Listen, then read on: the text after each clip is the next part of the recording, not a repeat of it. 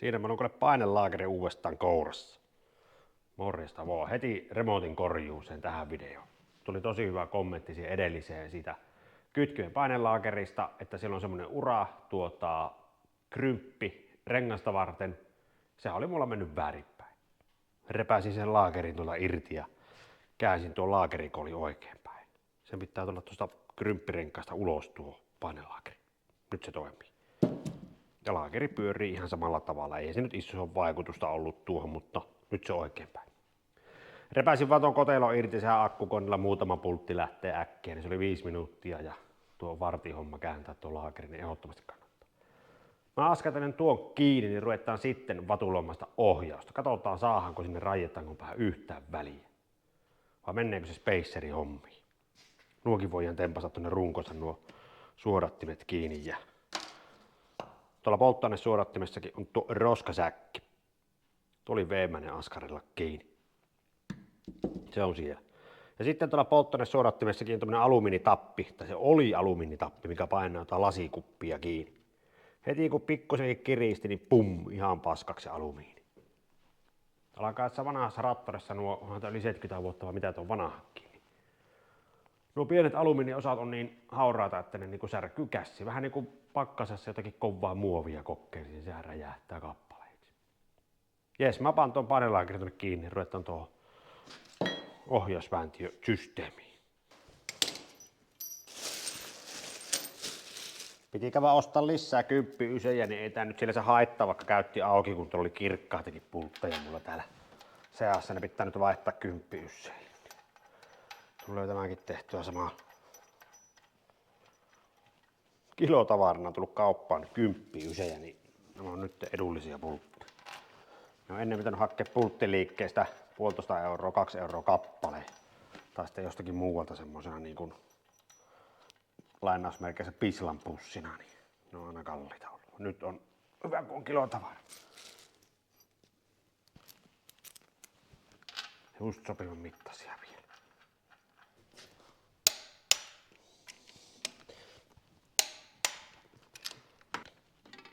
Joo, kiitos vaan kommentin laitteelle tuosta painelaakerista. Oli tosi hyvä juttu nyt kääntää se.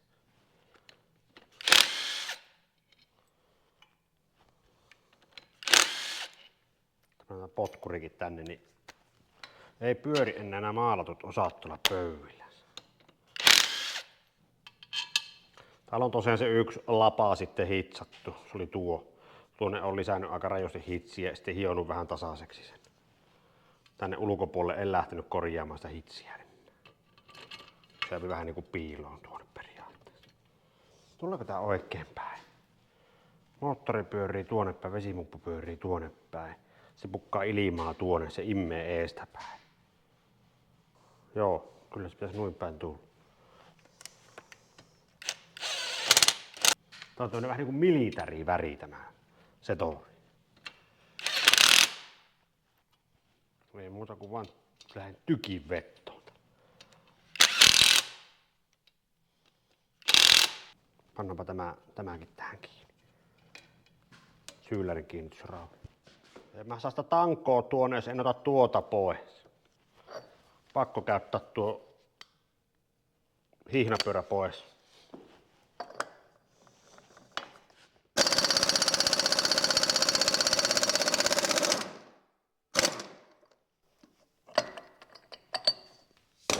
Lähtee se tuolla 800 newtonin pyssyllä vielä onneksi.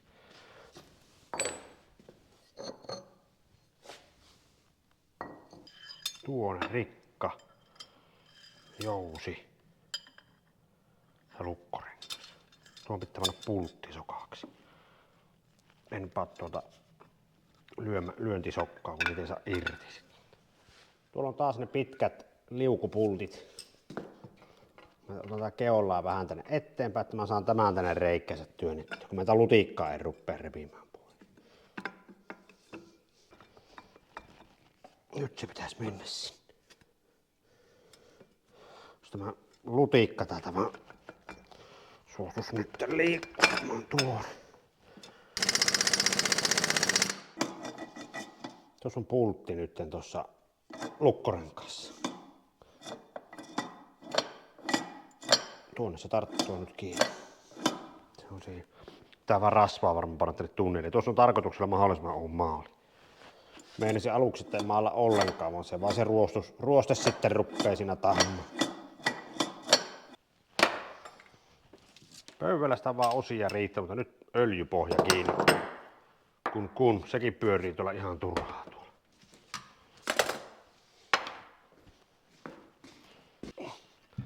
Tuossa pitää maalia näköjään putsta pois.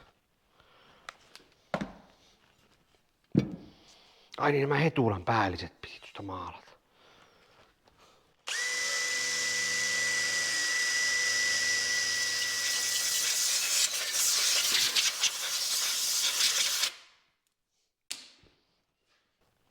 Tää on pakko mennä talakkaan, kun täällä on niin harjattu rautapinta täällä, että varmasti ei tule tiivistyä noihin pieniin harjajälkiin.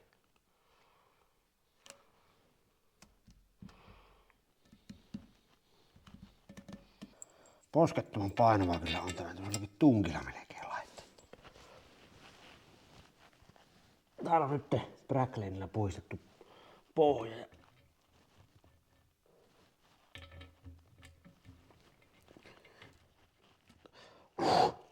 Tässä skaala se.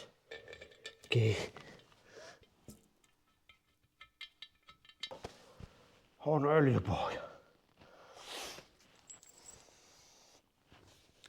Ei ainakaan peltinen pohja, joka mennään metässä kannonnokassa puuhunkin. Eikä mene kierron, kun vettää pultela kiinni. Siinä mielessä tosi hyvä.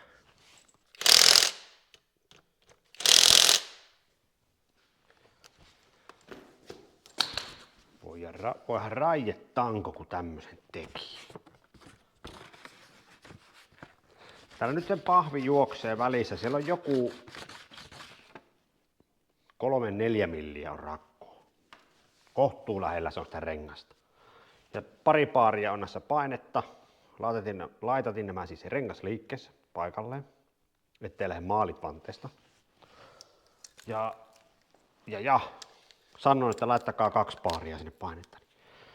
Pannaanpa se 3,1 paaria tai 3 paaria, mikä on näiden renkaiden ohjearvo, niin kahto paineeko se vai helpottuuko se. Täällä on tasan 2.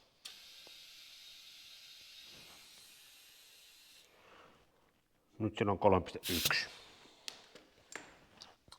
3,1, aika kovat paineet sapi olla. Onpahan vaan sitten tuo harjaossuun kuule tiehen, niin ei oo kitkaa. No haisee ihan renkaalle maku.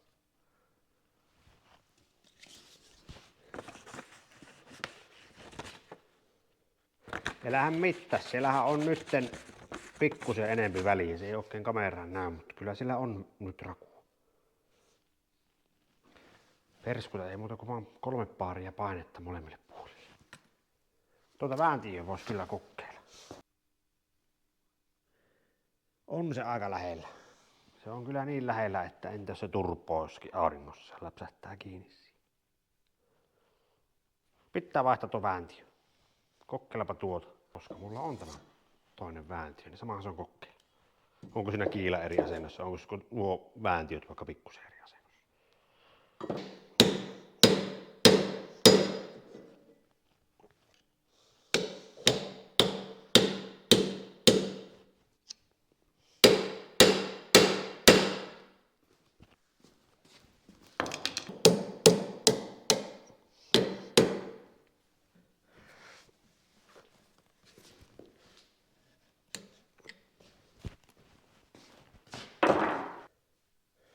Olisiko tällä jopa parempi tämä tilanne? Vähän vaikuttaa siltä.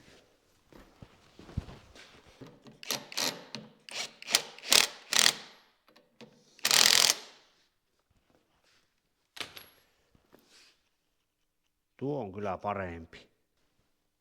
Sehän tulee tällä vihreällä kammella kuntoon. Sinne tuli useampi milli lisää nyt rakko. Nyt se on ihan ok. Ilmaa vaan rattaas ja vihreä kampi, mutta tuonne kun saisi epäkesko kiilan tuonne poteroon, niin sillähän saisi käännettyä heti 2 milliä lisää tuon. Eli semmonen S-mallin kiila. Nyt kun löytyisi tämmönen kiila, mikä on tämmönen kuin epäkesko. Oli jo huono kuva, mutta tuo olisi joku 4 milliä kautta 3 milliä. 3 milliä. Tuo oli se 8 milliä. Tuossa on siis se kiila, mikä nyt tarttuu kiinni. Tämmönen pykälän verran, sehän siirtyi siis se sivuun sinne. Sillä äkkiä saattaisi 2-3 milliä saa käännettyä. Tuommoinen. Semmoisen kun löytäisi. Mielestäni niitä pitäisi olla. Se voi olla vaikea semmonen laakerikappa löytää. Tuolta löytyy O-rengas, tämä on joku ratas. Vaan sen tänne suodattimen perseeseen vassulavankin. Ja tuonne suodattimen poteroon. Nyt se pitää saada noin putkiin kiinni näillä muttereilla.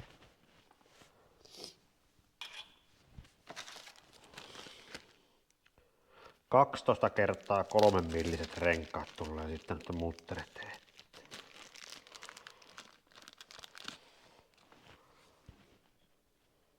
Tuonne noin.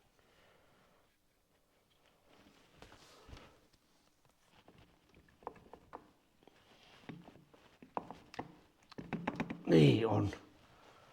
Etupuskuri ottaa kiinni. No voi ärää. Mitäköhän tuo blokki ottaa, kun se sitten tuonne ei saa noita pultteja kiinni. Onpa hölmösti suunniteltu, jos pitää tuo kehto ottaa pois.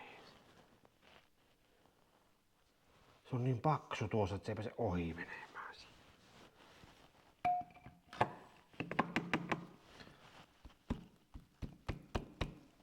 Tämähän meni taas niinku elokuvissa. Otin pois sen jakoblokin sieltä moottorin kyleistä, kun se eturunko estää, että ei mene paikalle. On kyllä siinäkin hölmö. Pitää ottaa patruuna pois, otin ton pömpelin jo pois.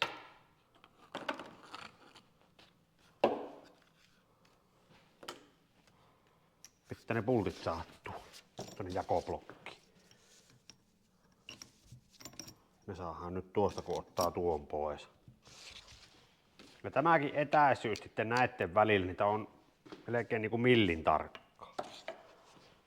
Muuten ei nuo kiinnityskorvat osu tuonne moottorin runkoon tästä isosta suodattimesta. Tää pikkusen piti mun palauttaa. Tässä melkein, että sä pöydällä kirje nämä mutterit kiinni, kun ei sitten mahu avain tänne taimaisiin. Se pitää täältä käsin kirasta tuohon kiinni. Tai käydä sovittamassa tätä. Mulla on tuolla sitten uusi paksumpi kuminen tiivis tänne väliin. Niin se ei ole roplemos se onneksi.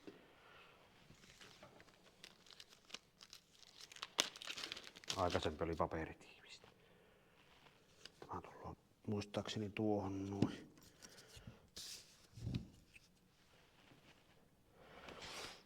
Se olisi nytten tuo etäisyys ihan ok.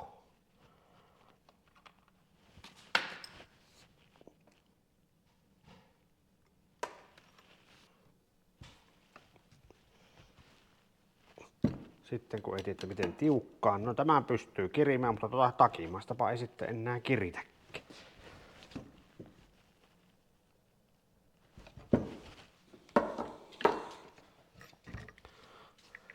Se O-rengas ei saa leikkaantua sieltä puuhunkin.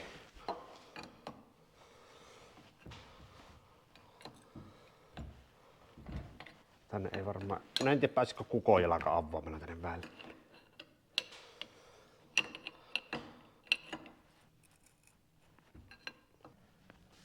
Tuonne pitää mennä O-renkaan.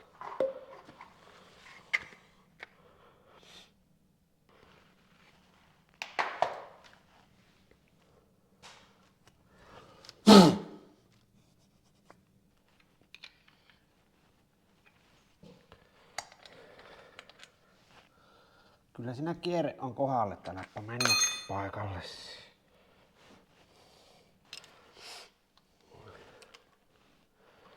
Ja täällä on öljyvuotoja ihan hirviä määrä varmasti.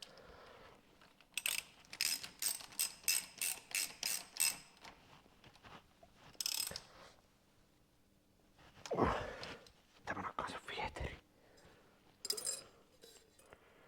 Se vieteri painaa vielä tätä suoratinta tuonne.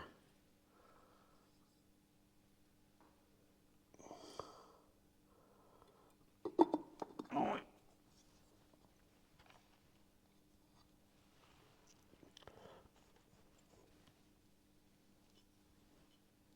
Onkin. Se voisi se simpukankin panna tuohon nyt periaatteessa kiinni, kun mä en tätä sen kummemmin puraa.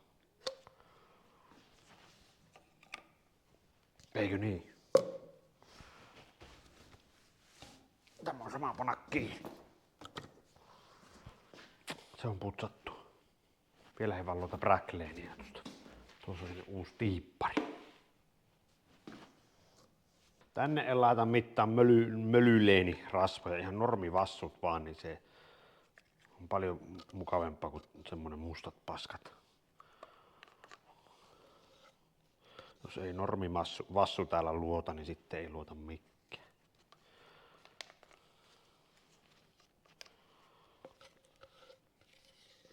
Jos se kaikki musta paska, niin se on niin tympeästi puhistaa ja huoltaa. Tiivisten paksuellakin pystyy sitten pelaamaan tämän jäykkyven kanssa. Jos tuntuu, että sinne ei liikaa klappia, ottaa tiivisteen pois, kokeilee tai sitten lisää 2 tiivistettä lukitulla kirjassa.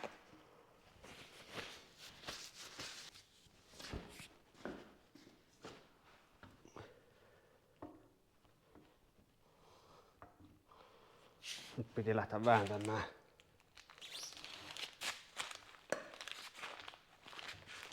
Vasemmalle tuota rattia. Se on siis siellä.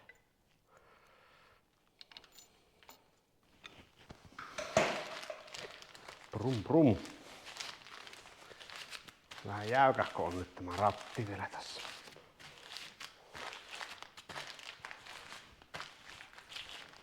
Se riippuu vähän tuosta sääöstä. Nyt se napamutteri on mulla tuolla pikkusen kirreempää. Se oli vähän niin kuin löysälle jäänyt se napamutteri. Ei tää raskas ole. Aivan tajuttoman. Miettikää joku Dextat ja Valametit, kun nyt se tuossa tää Dextan ratti oikeastaan kohta vähän päälle mahaan korkeudella, niin tämä on täällä yli päänupin korkeudella. Tuolla kun sitten pannaan isommat takarenkaat, kun se penkkikin nousee sitten rajusti tuosta ylöspäin, 20 senttiä. 30 senttiä nousee penkki. On se pikkusen korkea. Ja tämmönen pikkunen 2-pyttyinen piikkilangan kiriste. 190 senttiä on ratiin tuo korko. 190. Tuokin on vähän alarinteeseen vielä nyökyllä. Ei ihan 2 metrin nouse tuo ratti nyt, mutta melkein yli 190 sitten hujahtaa. Tuo on komia kuule Oulaisten rattoriparatsa tämmönen vehe. Pitikö tuo nyt Oulaisiin tämä saa kesäksi? Tuo oli tarkoitus vasta vuoden päästä sinne tulla tämän kanssa, mutta olisi se komea saa nyt tälle kesällä. Muuten joudutaan Valamatin kanssa tulemaan. Tuo kun ukko menee istu, kunhan ne uudet takarenkaat, niin se on päänuppi siellä 2,5 metrin, 2,6 metrin kohdalla. Lippallakin kun kääntää livaa vähän ylös, niin 2,7 metriin nousee. Eihän sitä autotalli ovestakaan enää tuonne talliin mahu menemään, kun ottaa lippa siihen ylälaittaankin. Tuolla äänimerkin vanhat hilut on vielä, maksaa 70 nuo sisuskalut tuo, niin en ole raskinut vielä tilata. Pitää katsoa, jos joskus raskii se äänimerkin korjata. Nuo on ruostunut aivan pilalle. Muuten on maalattu vannehoppela pienat ja alumiini on kiilotettu ja ratti on maalattu. Tuokin muovi on rikki. Se tulee siinä painonapin tuossa osien korjaussarjassa tuokin muovi sinne. Pitää funtsia ruppeenko sitä painonappia korjaamaan. Joskus sen vois, mutta en tähän hätään nyt taida tilaa. On se mahtavan korkea kuule setka, niin mahtavaa ajaa rattoriparaatissa Oulaisissa. Saa nähdä, onko se tänä kesänä vai ensi kesänä, sitä ei vielä tiedä, mutta pitäisi panna töpinäksi. Nyt kun tulee hiluja paljon kiinni, niin siinä on seuraava iso projekti, eli polttoainepuoli. Pumppu on sekaisin, kun ellun kanat tai levälle niin kuin hujasen eväät, ja tuo pitäisi tuosta ruveta kassailemaan. Tämä pitäisi ehkä vielä purkaa pikkusen ossiin vielä tämä itse elementtipää. Muuten on niin kuin puhistettu, tämäkin kuvernööri on muuten putsattu. Tuolta vähän seveniä kiinni ja pruuttien tekkoon pitää ruveta. Ja siellä on uutta pruuttaputkeakin ostettu tuonne, nuo ei maksanut kuin 5 € kappale. Voi ne vanhatkin panna, mutta ostin varulta uudet. Pystyy tekemään sen joutsenkalaputkenkin tarvittaessa tuosta. Ohjauksen osat on tosiaan pohjamaalissa. Starttikin on pohjamaalissa, pitää vetää pinta niihin, polttoainetankkiin on nyt maalattu jo takapuolelta, niin maalihommaakin on kovasti, ja tuo ohjaushan nyt meillä korjaantuu sillä, että pannaan se toinen kampi tänne, niin se on siinä. Ja tänne jos löytyisi se epäkeskokiila, se S-kirjaimen mallinen, niin sekin auttaisi paljon. Mutta kyllähän se nyt mahtuu pyörimään siinä se rengas, ihan hyvin. Siellä on 5 milliä tilaa, niin sehän riittää. Semmoinen homma. Sitten kun polttoainepuoli on vähän läjässä, niin ei muuta kuin perän kimppuun. Katsotaan saadaanko me heinäkuuksi tuo perä tehtyä. Sitten jos nokka-akseli on väärinpäin moottorissa, niin sitten se siirtyy ensi kesä. Palauta. Se on moro.